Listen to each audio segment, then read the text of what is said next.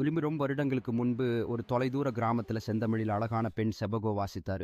செபகோ கிராமத்தில் பல ஆண்களின் இதயங்களை கொள்ளைவிட்டாள். அவர்கள் அவளின் அழகினை பாடல்கள் மற்றும் கவிதைகள் மூலம் புகழ்ந்தனர். ஆனால் செபகோ இவர்களில் யாருடனும் கல்யாணம் செய்ய ஆர்வமாக இருந்தது. மற்றும் ஒரு நாள் இளம் செபகோ ஒரு அமைதியான ஆற்றில சென்று தன்னுடைய சிந்தனைகளை பற்றி கற்பனை செய்கிறாள். அப்போது ஒரு குரலான காய்கறி குருவி ஒரே இடத்துல பல்லவி பாடுகிறது. அதற்கு செபகோவின் கவனம் ஈர்க்கின்றது. செபகோ ஆற்றின் கிளையில் மண் மீது அமர்ந்து குரலான காய்கறியின் இசையை மிகுந்த ஆர்வத்துடன் கேட்கிறாள். ஆச்சரியமும் மகிழ்ச்சியும் கலந்த முகம் கொண்டு அந்த மனதளவில் உள்ள மனம் அவளது உள்ளத்தில் எழுகிறது.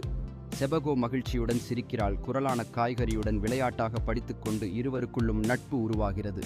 இரவு வருவதற்கு திகைத்த பிறகு அழகான தீபங்களும் நட்சத்திரங்களும் அவளது மற்றும் குருவியின் நண்பர்களே செபகோ மற்றும் குரலான காய்கறி நதிக்கரையில் அமர்ந்து இசையை பகிர்ந்து கொண்டு சிரிக்கிறார்கள். அவர்களது நட்பு மேலும் பலனடைகிறது.